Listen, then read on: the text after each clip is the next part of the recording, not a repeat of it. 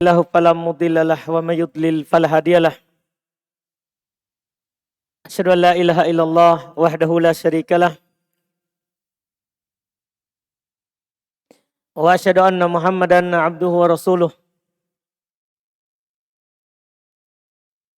صلى الله عليه وعلى آله وأصحابه ومن tabi'ahum بإحسان إلى يوم الدين أما بعد. Alhamdulillah, kita lanjutkan kajian fikih dengan membaca kitab Matan Abi Syuja karya Al-Qadhi Abu Syuja rahimahullahu ta'ala. Kita masih di pembahasan sholat Jumat. Kita di pembahasan malam hari ini masuk di apa yang belum katakan, wa yakunul adad arba'in min ahlil jum'ah. Jumlahnya itu untuk ditegakkan padanya sholat Jumat, jumlahnya paling sedikit 40. Jumlah paling sedikitnya 40. Terkait dengan jumlah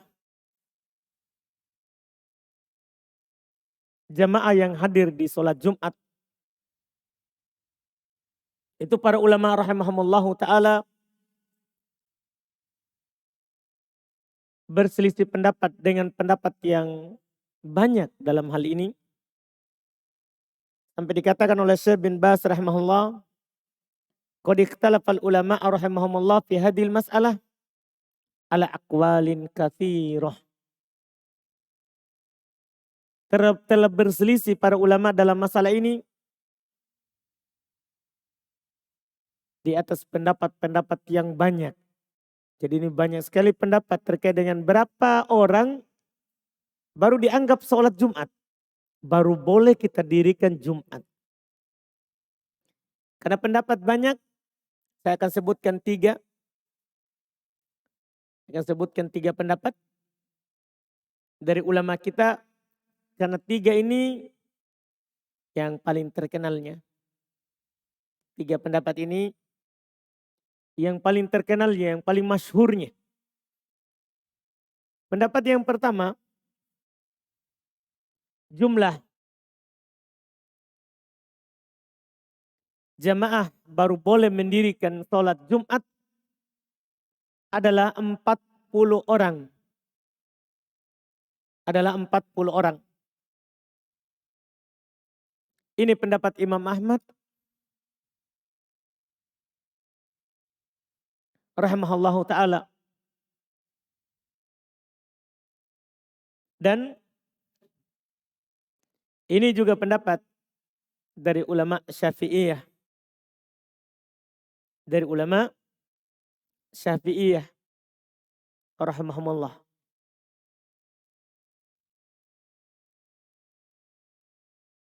Mereka berdalil dengan beberapa dalil. Di antaranya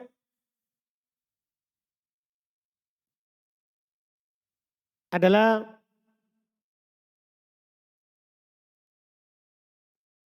hadits katanya yang diriwayatkan oleh Al-Imam Al-Baihaqi dari Jabir bin Abdullah radhiyallahu ta'ala anhu. Beliau berkata, madotis sunnah anna fi kulli arba'ina fama fauqaha jum'ah. Telah lewat sunnah bahwasannya untuk setiap dari 40 orang itu sudah bisa mendirikan Jumat. Demikian pula kalau lebih dari 40. Jadi 40 ke atas sudah dianggap Jumat. Ini perkataan Jabir radhiyallahu ta'ala an. Hanya saja di dalam sanadnya ada rawi yang bernama Abdul Aziz ibn Abdurrahman. Berkata Al-Hafidh Ibn Hajar di dalam kitab Talkhis Al-Habir jilid 2 halaman 55. Qala Ahmad ittaraba ala hadithihi. Fa innaha kadzibun aw mawdu'ah. Hati-hati. Sungguhnya rawi ini yaitu Abdul Aziz ibn Abdurrahman goncang hadisnya. Berkata Imam Ahmad goncang hadisnya. Sesungguhnya dia adalah dusta atau palsu. Ini hadis yang mengatakan adatnya 40, kata Imam Ahmad ini antara dusta atau palsu. Kata Imam Nasa'i terkait dengan orang ini, Abdul Aziz ibn Abdurrahman, laisa bithiqah. Tidak kuat, tidak terpercaya. Berkata Imam Ad-Daruqutni, yang mana Imam Daruqutni juga meriwayatkan ini hadis. Sama dengan Al-Baihaqi. Mungkarul hadis. Mungkar hadisnya atau mungkar palsu. Berkata Ibn Hibban, la yajuzu ayyuhtajju bih. Tidak boleh kita berhujah dengannya. Hadis palsu. Kalau kita sudah jelas itu hadis palsu, tidak boleh kita berhujah. Tidak boleh kita berdalil dengan hadis palsu. Sekarang saatnya apa komentar dari Imam Al-Baihaqi. Karena dia yang mengeluarkan ini hadis. Ucapannya ini Jabir. Qala Al-Baihaqi, hadzal haditsu la yuhtajju bimithlihi. Hadis ini tidak dipakai berhujjah semisal dengannya. Jadi Imam Al-Baihaqi untuk menjelaskan bahwa ini hadis tidak bisa dipakai hujjah. Bukan untuk menjelaskan ini riwayat dipakai. Ini hadis tidak dipakai. Nah, inilah pendapat yang pertama. Yang mengatakan jumlahnya itu berapa? 40. Ini pendapat pertama. Pendapat kedua. Pendapat kedua. Kata mereka dari pendapat kedua ini. Tan'akidul jum'ah bitnain. Jumat bisa sah dengan 2 orang. Khotib dan muadzin. Jumat sah dengan 2 orang. Ini pendapat ini yang paling sedikit dari pendapat yang mengatakan jumlah peserta Jumat. 2 orang. Ini pendapat madhabnya orang Dhahiriyah. Ini pendapat madhabnya orang Dhahiriyah.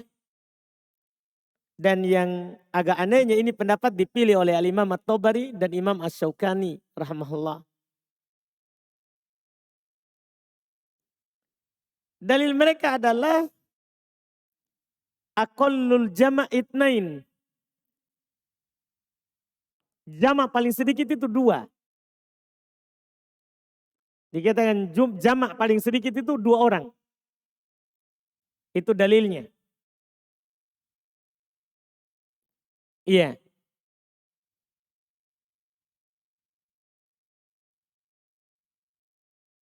Dan mereka juga berdalil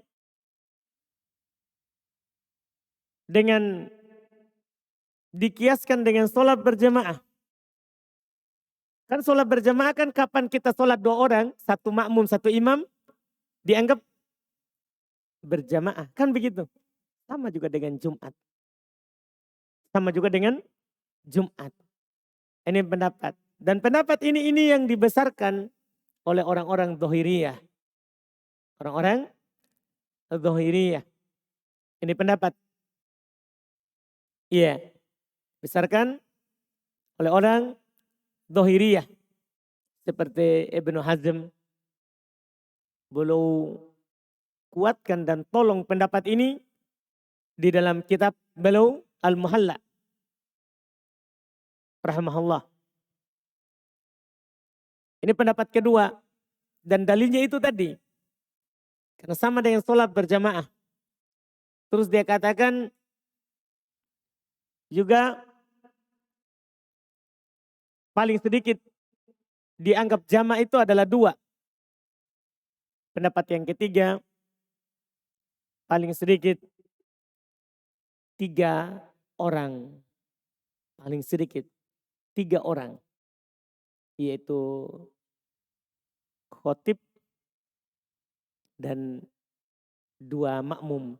1 muadzin, 1 yang duduk. 3. Ini paling sedikit. Ini pendapat satu riwayat dari Imam Ahmad. Ini juga adalah merupakan pendapat sekelompok dari kalangan salaf. Ya. Seperti Al-Imam As-Sawri. Juga disebutkan oleh Ibnu Qudamah, ini pendapat dari Al-Auza'i. Mereka sebutkan. Dan ini juga pendapat dari Abu Yusuf dari kalangan Hanafiyah. Dari kalangan Hanafiyah. Mereka berdalil dengan ayat Al-Quran. Allah Subhanahu wa taala berfirman dalam surat Al-Jumu'ah, ya ayyuhalladzina amanu idza nudiya lis-salati min yaumil jum'ati fas'au ila dzikrillah. Wahai orang-orang yang beriman, apabila kalian dipanggil untuk Jumat, untuk sholat pada hari Jumat, maka bersegeralah. Fas'au, pakai kata jamak. Bersegeralah kalian kepada panggilan Allah Subhanahu wa taala. Dan paling sedikit dikatakan banyak itu kalau 3. Kalau 2 belum dikatakan banyak. Paling sedikit itu 3. Demikian pula lebih jelas lagi. Mereka berdalil dengan hadits riwayat Imam Abu Daud, An-Nasa'i, dan Imam Ahmad. Disahihkan sanadnya oleh Syekh Albani di dalam Sunan Abu Daud dari Abu Darda radhiyallahu taala anhu. Kata Nabi, "Ma min salasatin fi qaryatin la tuqamu fihi mushallah illa istahwada alaihimus syaitan." Tidak ada 3 orang di dalam satu kampung tidak tegak pada mereka sholat kecuali istahwada alaihimus syaitan. Syaitan akan berkuasa atas mereka. Nabi bilang 3 orang. Ada angka 3 orang tidak menegakkan sholat termasuk padanya Jumat. Jadi sebutkan 3. Ini kata Nabi. Ini menunjukkan angka paling sedikit dari yang disebutkan oleh Nabi adalah 3. Juga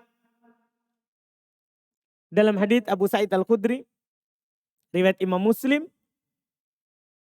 Nabi SAW bersabda, "Idza kanu thalathatan," jika mereka 3 orang, "Alya ummahum ahaduhum." Hendaklah salah seorang dari mereka mengimami mereka. Jika mereka 3 orang, hendaklah salah seorang dari mereka mengimaminya mereka. Wa haqquhum bil imama aqra'uhum. Dan yang paling berhak untuk menjadi imam adalah aqra'uhum. Adalah orang yang banyak hafalannya dan bagus bacaannya. Dan bagus bacaannya. Ini Nabi bilang 3 orang. Demikian pula dalil-dalil yang lain yang mereka sebutkan. Dari 3 pendapat tadi, maka kita bisa melihat dalilnya. Kalau mengatakan 40, palsu hadisnya. Tidak kuat. Ia mengatakan paling sedikit 2 orang juga tidak terlalu kuat.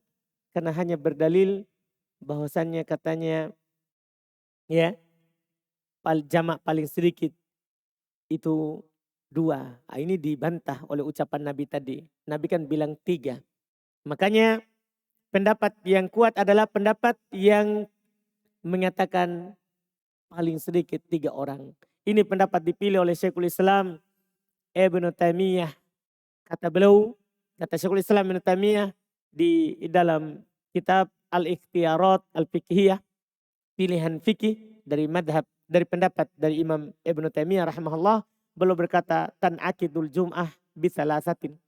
Jum'ah itu akan sah kalau ada 3 orang. Wahidun yaktub, 1 khotib, watnan yastami'an, 2 mendengar. Jadi 1 khotib, 2 di bawah mendengar. Ini kata Syekhul Islam Ibnu Taimiyah rahimahullah.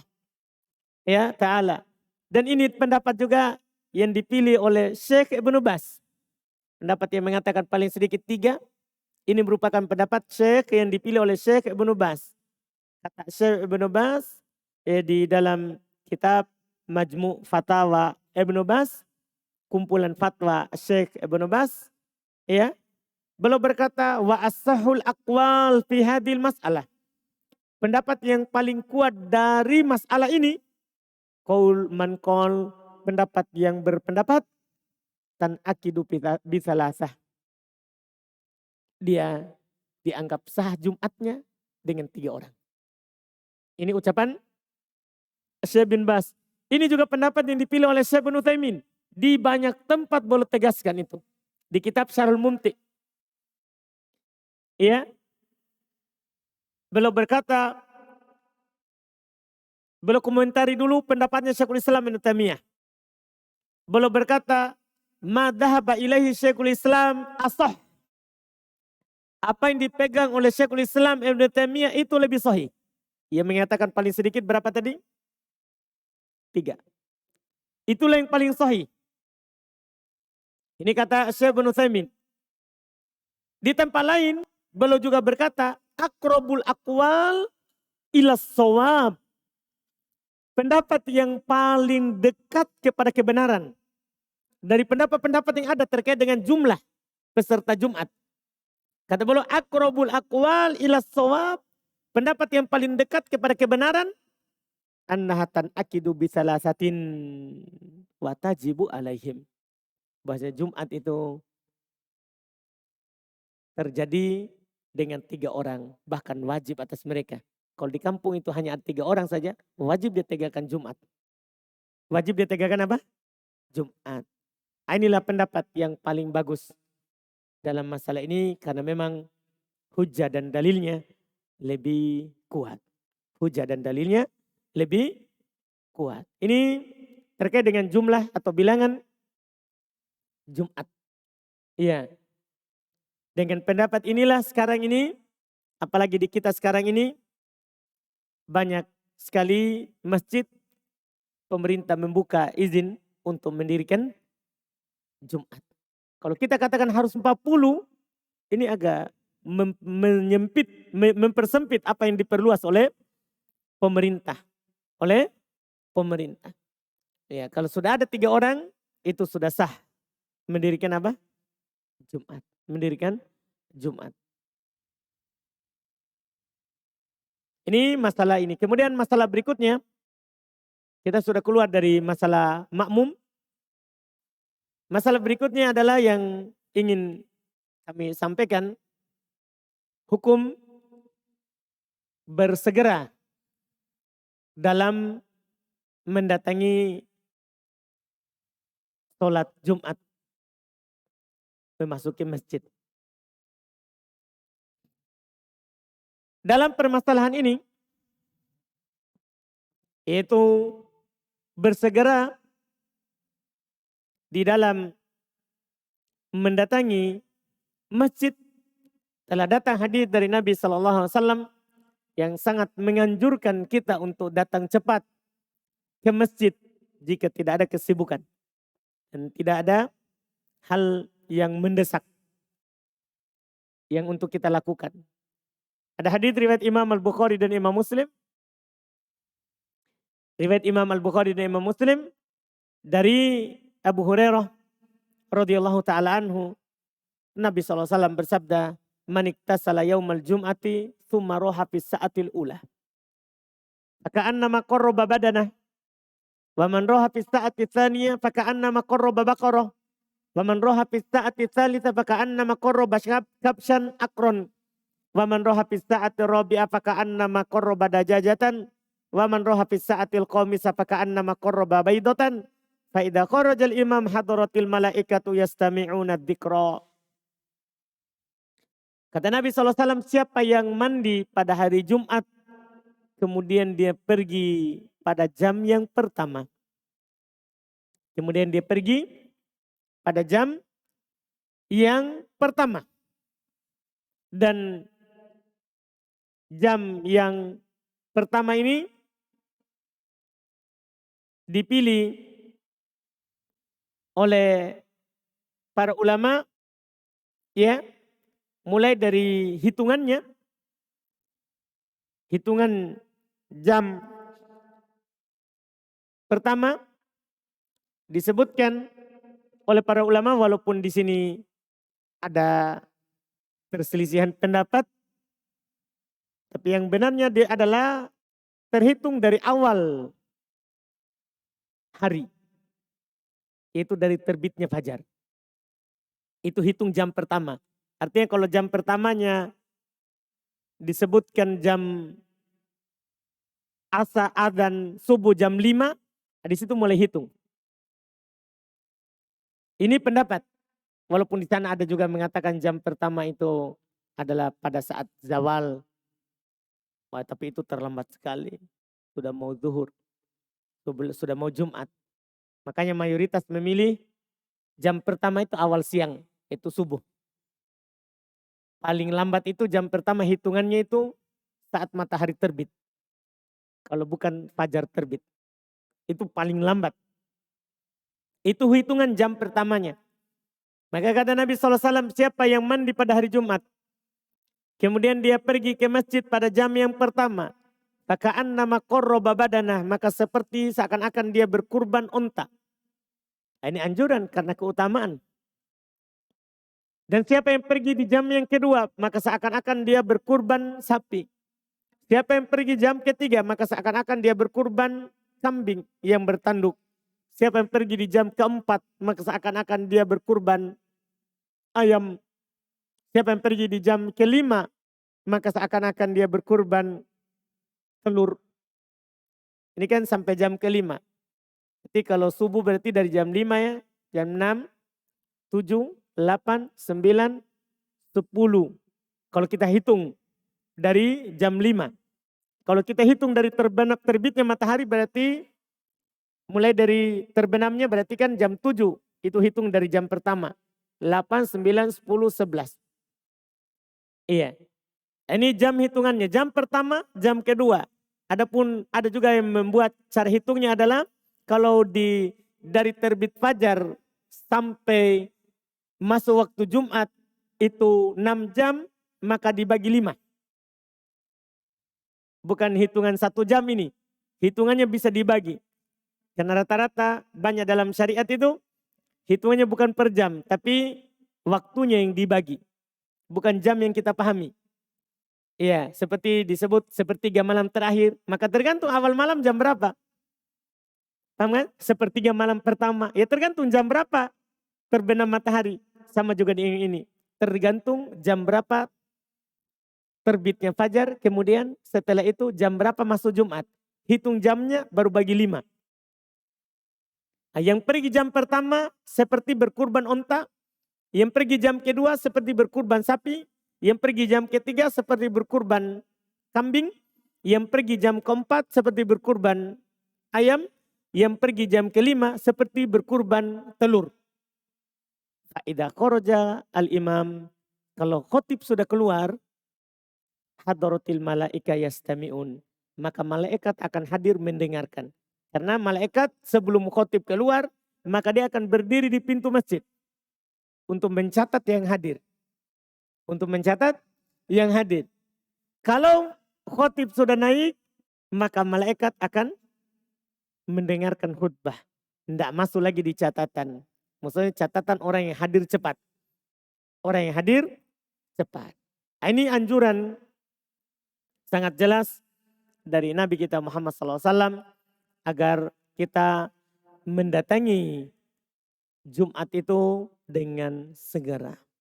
Agar kita mendatangi Jumat itu dengan segera. Ini jarang kita jumpai ya. Kalau di negeri kita ini, di tempat kita. Tapi kalau di Arab, banyak kita jumpai. Ada orang datang sholat subuh, sudah tidak pulang lagi sampai nanti. Jumat baru dia pulang. Kalau di sana kita akan lihat orang seperti itu. Dan itu banyak. Mereka datang, sudah mandi memang saat sholat fajar. Mandi sekaligus mandi Jumat. Sholat subuh di masjid, setelah itu dia mengaji sampai nanti datang Jumat. setelah Jumat baru dia pulang. Untuk mendapatkan keutamaan. Untuk mendapatkan keutamaan. Ini tentunya hal yang dianjurkan. Tapi siapa yang punya kesibukan tentunya itu tidak berdosa. Seperti itu juga terjadi di masa sahabat. Seperti di masa sahabat. Pernah Utsman ibn Affan belum masuk saat Umar sudah di atas mimbar. Saat Umar ibn Khattab sudah di atas mimbar. Khotibnya sudah naik. Khotibnya sudah naik. Dan waktu itu Utsman langsung duduk. Dan Umar bertanya, kamu sudah sholat 2 rakaat? Menanyakan hal tersebut. Yang menjadi poin kita adalah ya bukan hal yang tercela kalau kita tidak bersegera. Cuman kita luput keutamaan. Kita luput keutamaan. Kita dianjurkan ketika Jumat datang, maka kita datang dengan cepat. Kita datang dengan cepat. Kemudian pembicaraan kita sekarang setelah membicarakan tadi dianjurkan kita datang cepat, maka sekarang kita akan membicarakan waktu sholat Jumat. Kita bicarakan waktu sholat Jumat. Pertama, sepakat para ulama bahwa terkait dengan sholat Jumat, ya, itu dilakukan secara berjamaah. Tidak sah kalau sendiri. Harus berjamaah. Tidak sah kalau kita hanya datang ke masjid kemudian sholat masing-masing. Tidak sah kalau tidak dilakukan secara berjamaah. Dan terkait dengan kapan masuk waktunya, maka di kalangan ulama ada 2 pendapat dalam masalah ini. Pendapat yang pertama, dan ini satu riwayat dari Imam Ahmad, beliau berpendapat bahwa sholat Jumat itu boleh sebelum masuk waktu zuhur. Dia berbeda dengan sholat zuhur. Kalau sholat zuhur kan harus masuk waktu zuhur. Sholat Jumat katanya boleh sebelum masuk waktu zuhur. Ini pendapat satu riwayat dari Imam Ahmad. Iya, satu riwayat dari Imam Ahmad.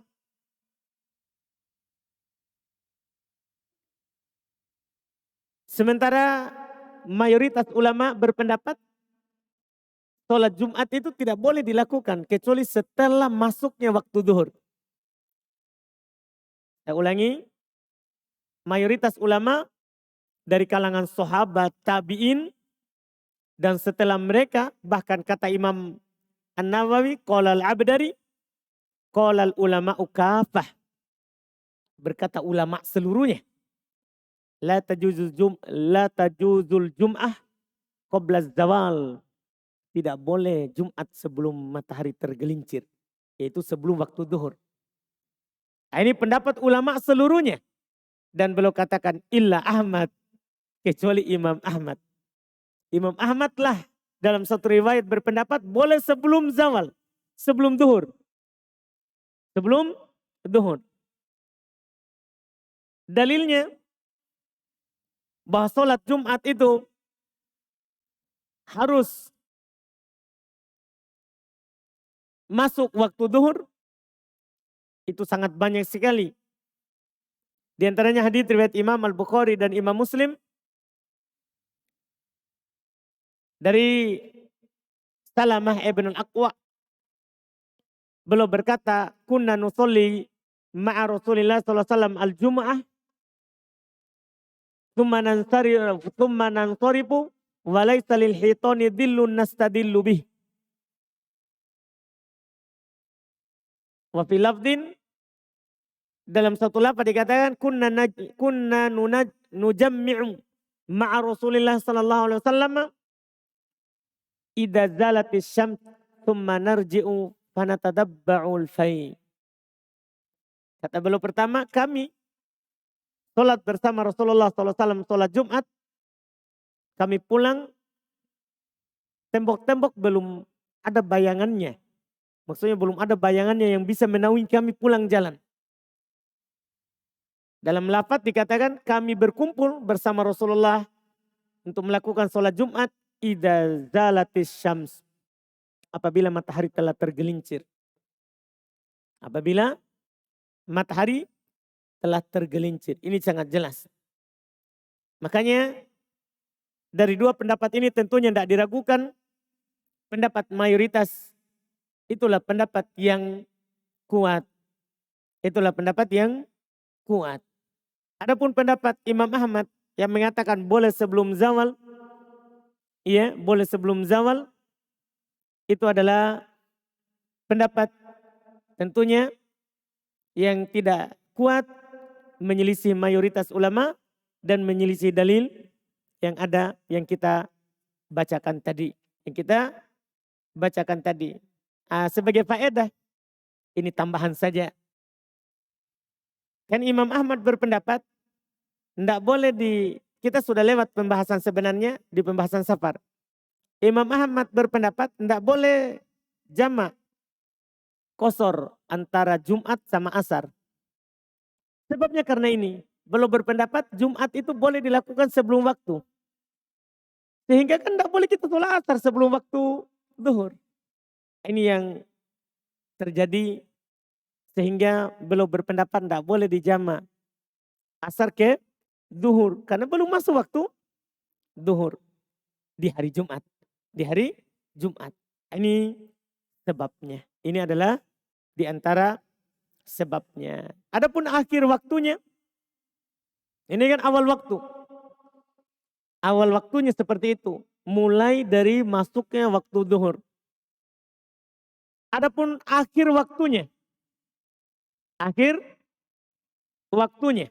Itu akhir dari waktu sholat Jumat. Disebutkan oleh Al-Imam Ibn Rajab Al-Hambali. Kata beliau, wa amma akhir waktil Jum'ah fahuwa akhir waktu zuhur. Adapun akhir dari waktu Jumat, maka itu adalah akhir waktu zuhur. Jadi akan berakhir Jumat kalau waktu zuhur berakhir. Kapan waktu zuhur berakhir? Jika bayangan benda itu sama dengan bendanya.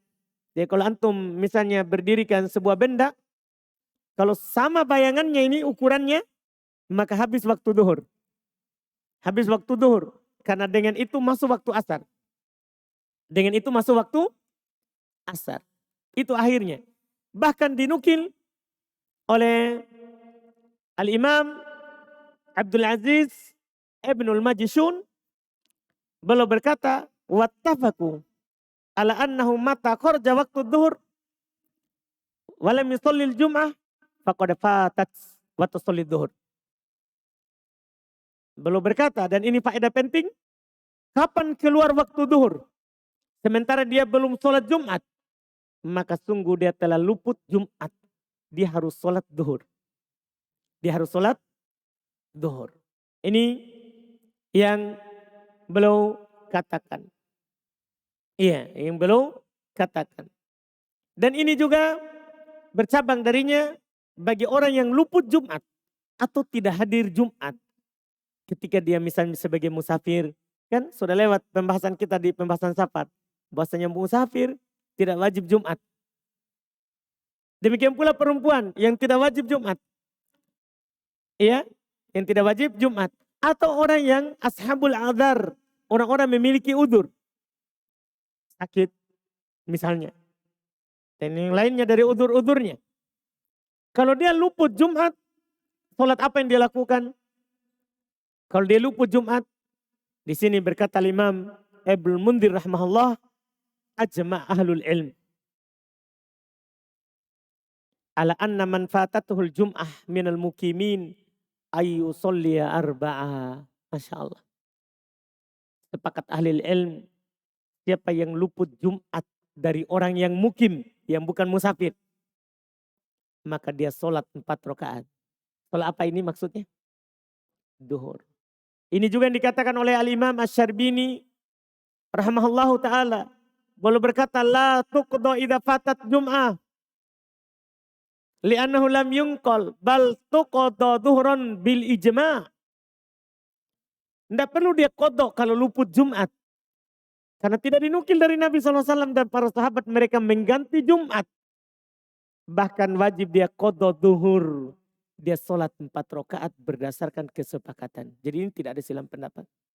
Kalau kita luput Jumat, bahkan luputnya di sini misalnya ya, kita hadir khutbah.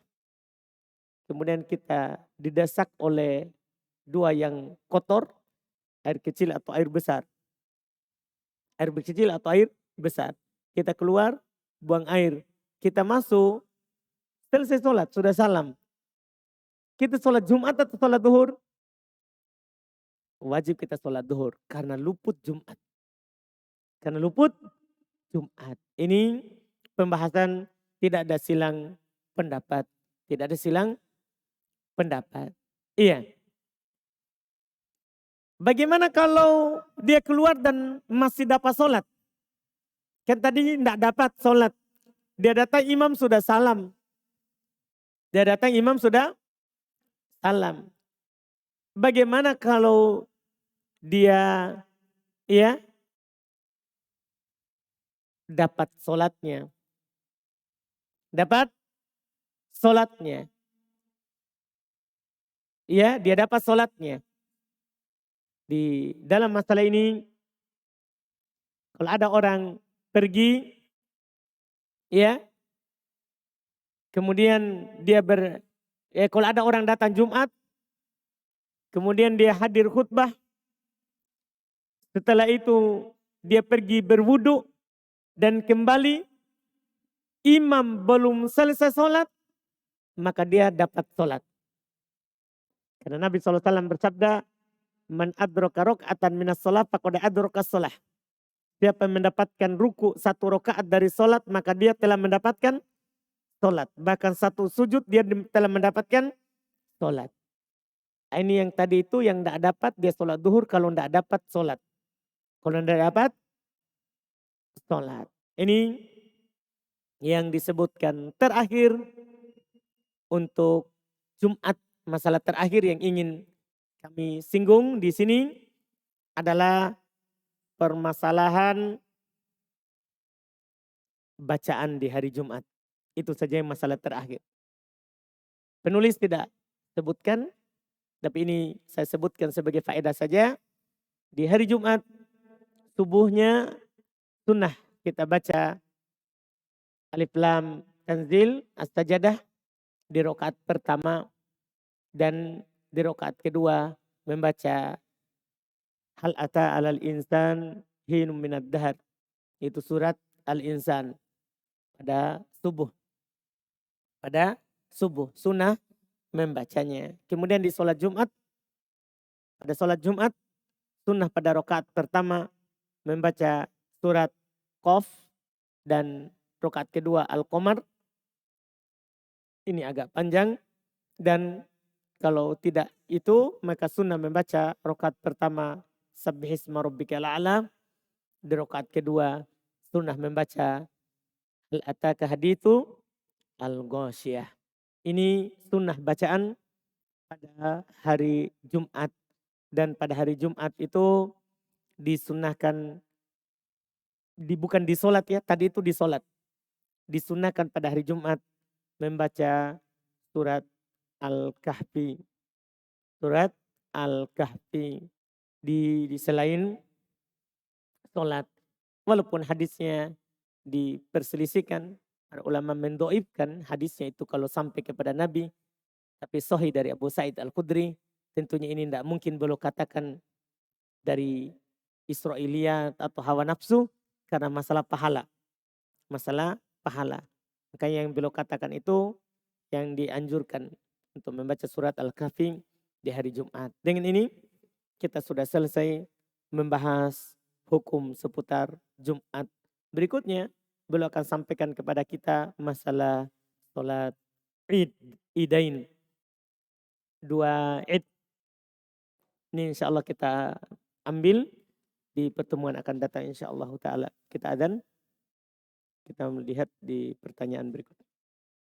Kita baca di sini ada pertanyaan. Kalau ada yang bertanya langsung boleh silakan. Tidak mengapa.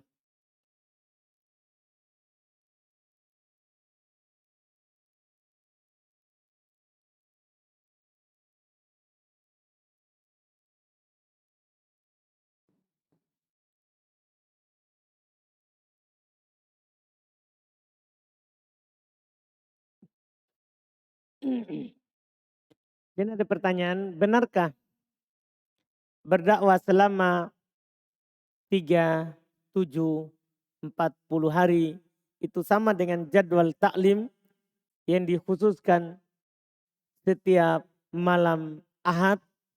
Iya. Jadi ini biasanya muncul ketika kita katakan apa tuntunannya?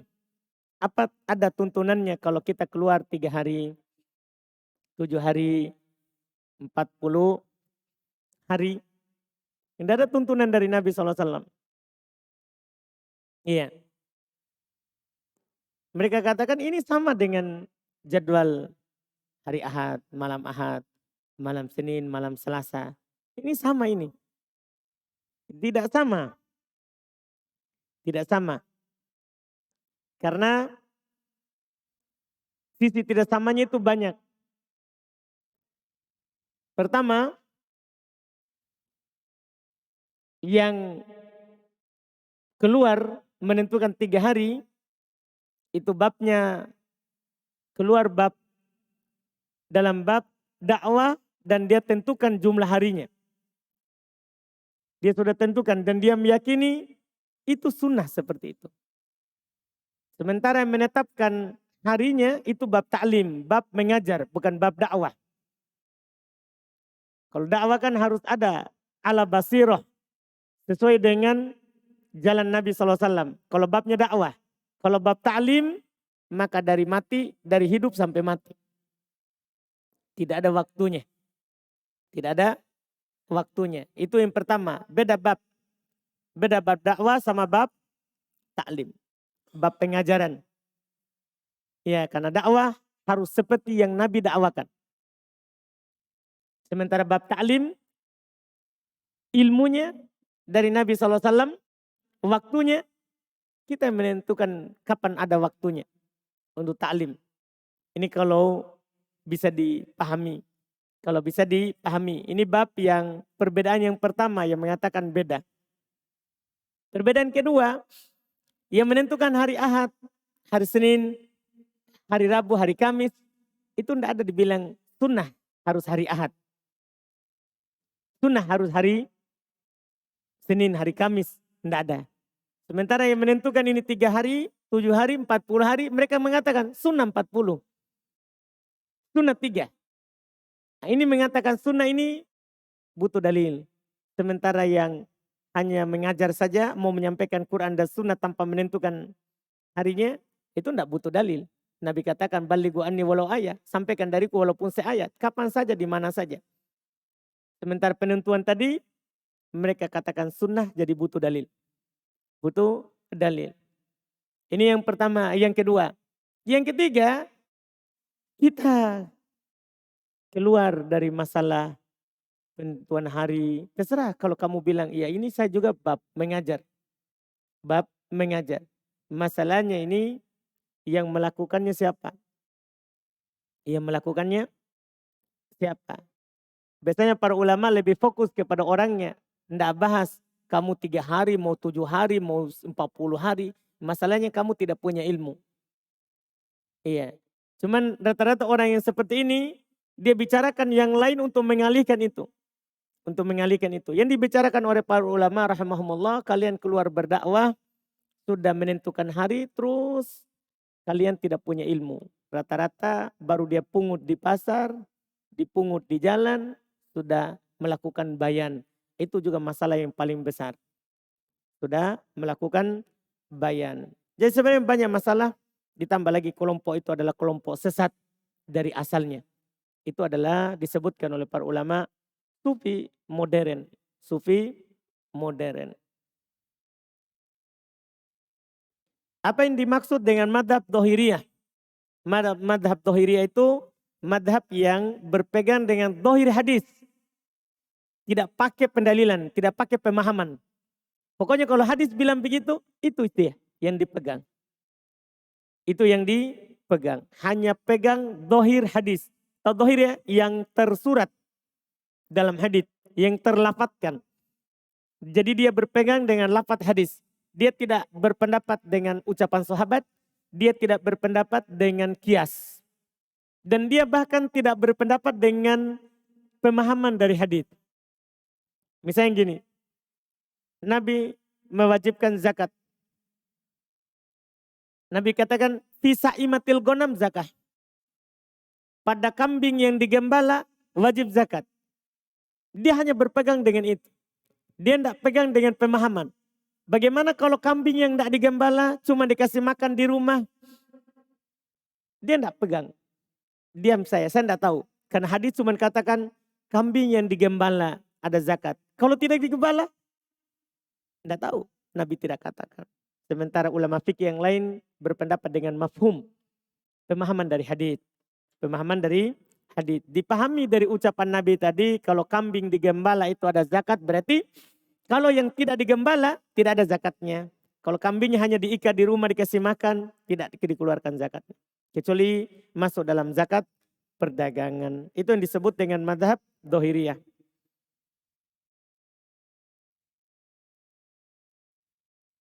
Apabila kita bersafar untuk pulang kampung, apa bisa untuk menjamak dan mengqashar sholat?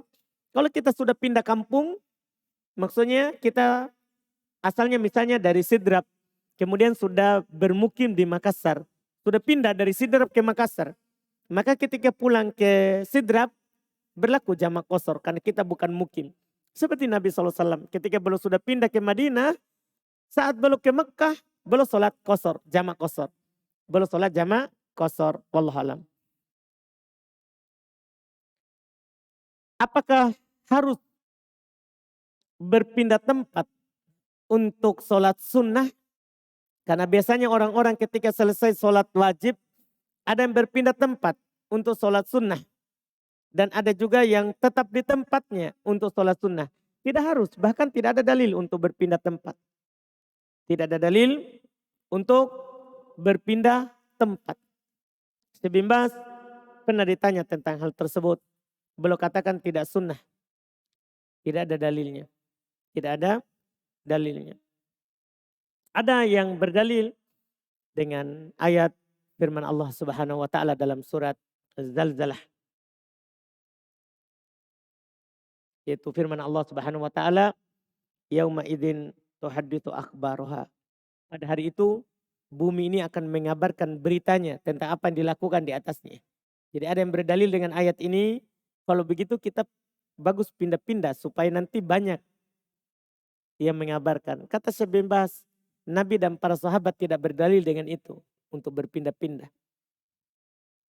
Iya, untuk berpindah-pindah. Jadi tidak ada pendalilannya karena kita bukan melihat dalil yang pas, tapi apakah sahabat dan Nabi SAW mengamalkan dalil itu atau tidak. Makanya tidak disunahkan. Tapi siapa yang pindah tidak diingkari. Tapi bukan sunnah, bukan sunnah.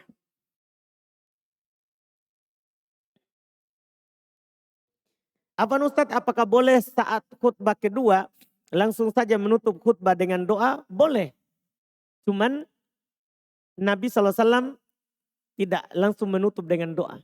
Bahkan tidak dinukil Nabi berdoa di khutbah kedua. Cuman di masyarakat sudah tersebar seperti itu. Kita boleh berceramah dulu baru menutup dengan doa.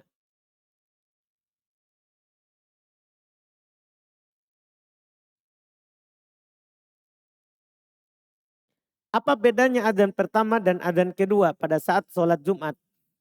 Bedanya adzan kedua itu untuk sholat Jumat. Adzan pertama untuk mengingatkan orang kalau waktu Jumat sudah dekat.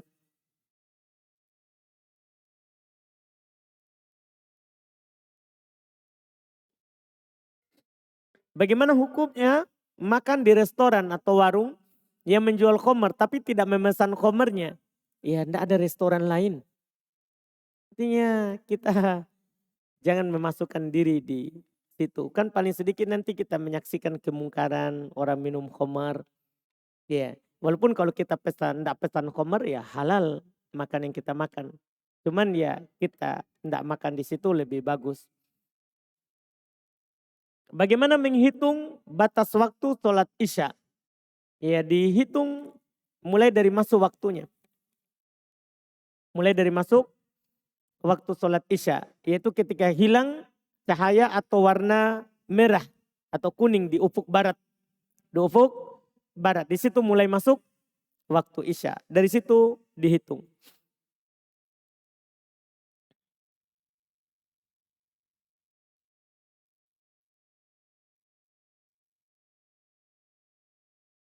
Apa Ustadz? Apa yang dimaksud dengan hadis marfu?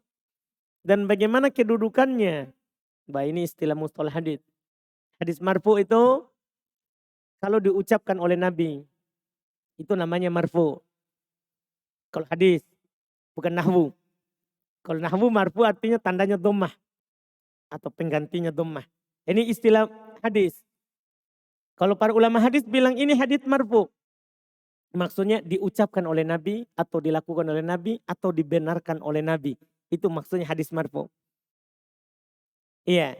Kalau diucapkan oleh sahabat bukan Nabi. Dia tidak sandarkan kepada Nabi. Tapi ucapannya Umar misalnya. Ucapan Abu Bakar. Ucapannya Ali. Ucapannya Utsman. Itu namanya hadis mauquf. Kalau ucapan tabi'in itu namanya mursal. Itu namanya hadis mursal. Itu istilah-istilah terkait dengan ucapan para salaf. Para salaf. Apakah boleh jual beli bunga pala? Untuk apa itu? Bunga pala? Untuk apa bunga pala?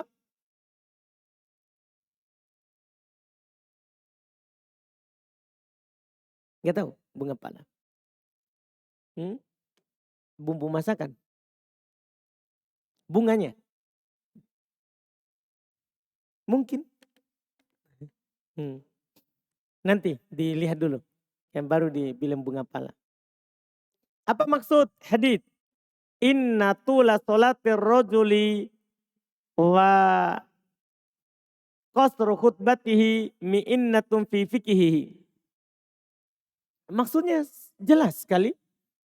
Sesungguhnya panjangnya sholat seorang dan pendeknya khutbahnya itu termasuk kedalaman fikihnya. Karena memang dalam Jumat itu khutbah itu sunnah pendek dan sholatnya panjang. Sholatnya baca surat Qaf atau surat Al-Qamar atau paling sedikit baca surat tadi Al-A'la dan surat Al-Ghasyiyah. Khutbahnya sunnah pendek. Sunnah pendek itu termasuk fikih. Apalagi di tempat-tempat yang pasar, pekerja, sunnah tidak panjang. Supaya orang tidak takbir. Kan banyak kita khutbah di tempat awam, pokoknya sesuai teks yang kita sudah hafal. Enggak, lihat keadaan. Lihat keadaan. Jangan sampai sebentar orang Allahu Akbar. Kan biasanya orang Allahu Akbar. Ya, kita khutbah di tol, banyak pekerja di situ, khutbahnya panjang. Panjang. Nanti orang bisa keluar duluan. Apalagi mereka istirahatnya hanya sedikit untuk makan. Untuk makan. Maka termasuk fikih, seorang itu memperhatikan keadaan. Memperhatikan keadaan saat khutbah. Tidak harus semua yang disiapkan di rumah itu disampaikan. Bisa dipotong. Bisa dipotong.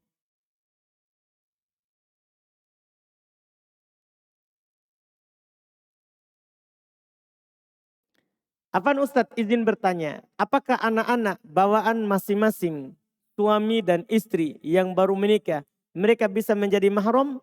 Tidak. Anak yang sama-sama dibawa itu tidak menjadi mahram ini sesama anak.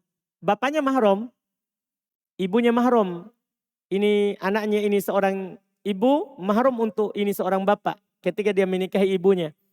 Sebagaimana sebaliknya juga seperti itu. Anaknya ini bapak, mahram untuk ibu ini. Dengan syarat dia sudah dukhul, sudah masuk, sudah berhubungan bapak dan mamanya.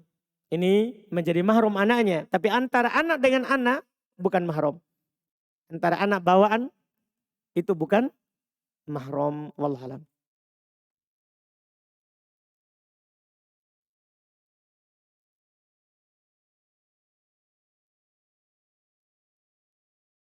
Apakah ketika seorang 3 kali meninggalkan sholat Jumat dengan sengaja telah menjadikannya keluar dari agama Islam? Sebab saya pernah membaca dan mendengar pendapat demikian. Ya jangankan 3, sekali. Sekali saja kita tinggalkan Jumat secara sengaja tanpa ada udur, kafir. Karena meninggalkan sesuatu yang dimaklumi dalam Islam. Ya, apalagi 3 kali. Apalagi 3 kali. Yang diperselisihkan itu kalau kita tinggalkan karena malas. Kalau kita tinggalkan karena malas, ini diperselisihkan. Ada yang mengatakan itu adalah dosa besar. Ada yang mengatakan bahwa itu adalah kekafiran. Itu adalah kekafiran. Mayoritas mengatakan dosa besar. Sebagian ulama mengatakan kafir. Sebagian ulama mengatakan kafir. Itu karena malas. Kalau sengaja kafir walaupun sekali. Kafir walaupun sekali.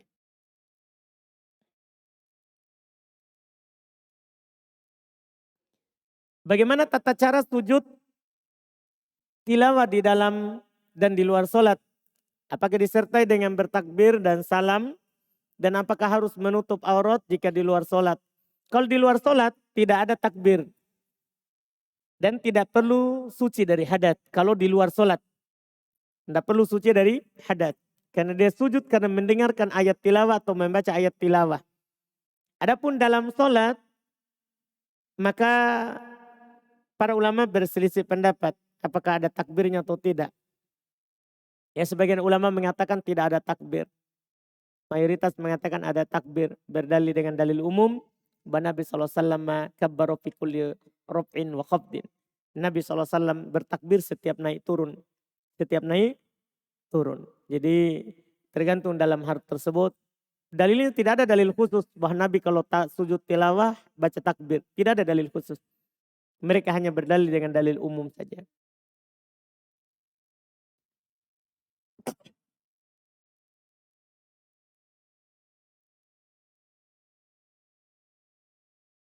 Apakah gugur kewajiban Jumat ketika jamaahnya kurang dari 3?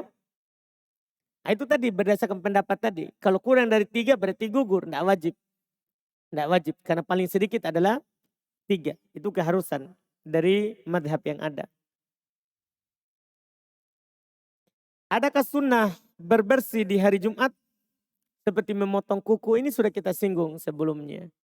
Iya, sunnah di hari Jumat kita seperti itu memotong kuku, mencabut bulu kotea, mencukur kumis, mencukur bulu di sekitar kemaluan, mandi dan berparfum, itu sunnah di hari Jumat.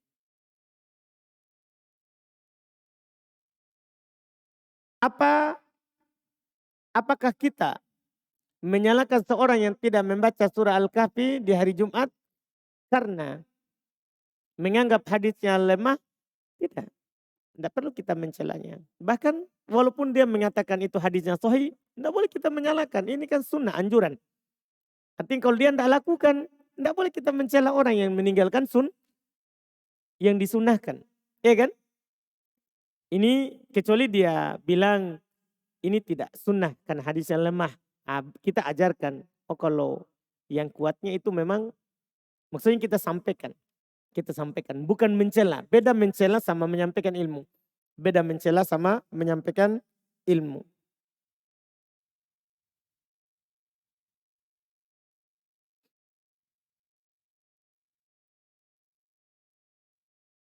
Apabila kita masbuk dalam sholat Jumat, apakah kita ganti kekurangannya? Iya, sama dengan sholat yang lain.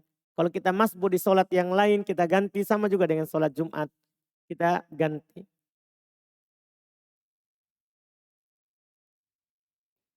Apakah kita mendapati sholat Jumat imam sujud rakaat kedua, apa kita masih mendapati sholat Jumat atau tidak? Dapat. Selama dia belum salam, maka kita dapat Jumat.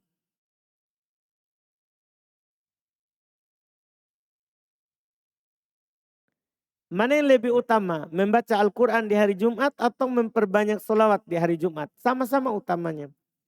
Sama-sama utamanya, sama-sama dianjurkan.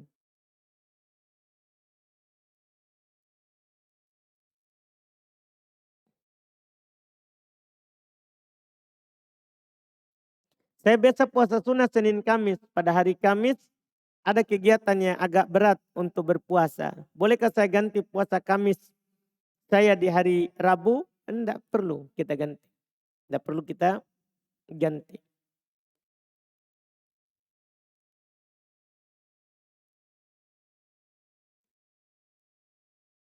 Ini pertanyaan terakhir. Akikah pada anak laki-laki dipotongkan 2 ekor kambing. Bagaimana jika perempuan? Orang bagaimana jika kemampuan orang tuanya hanya 1 ekor kambing? Apakah sah akikatnya? Sah, tapi tidak sunnah. Tapi tidak sesuai dengan sunnah. Hanya syukuran biasa. Karena Nabi sebutkan angkanya. Untuk laki-laki 2, untuk perempuan 1. Itu yang sunnahnya. Adapun kalau di akikah hanya syukuran saja. Telah dilahirkan seorang anak baginya. Ya sah syukurannya. Cuma akikahnya tidak sesuai sunnah karena tidak melakukan yang disunnahkan. Wallahualam, alhamdulillah kita cukupkan. Subhanakallahumma hamdik. Asyhadu an la ilaha illa anta astaghfiruka wa atubu ilaik. Assalamualaikum warahmatullahi wabarakatuh.